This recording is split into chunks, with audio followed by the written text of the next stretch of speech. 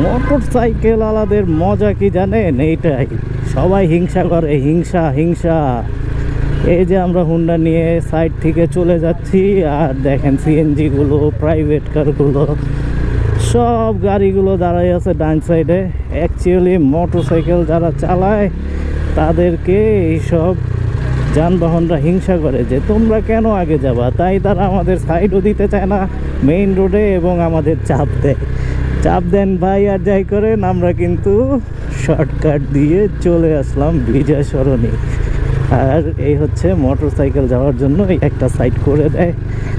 তাদেরকে ধন্যবাদ যারা এরকম সাইড দিয়ে দাঁড়াই থাকেন।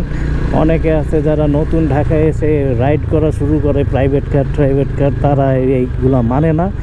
তারা করে কি, এই সাইডে এসে রোড ব্লক করে দেয়। অবশ্য সেই সংখ্যা খুব কম, 100-তে 1% হইতে পারে।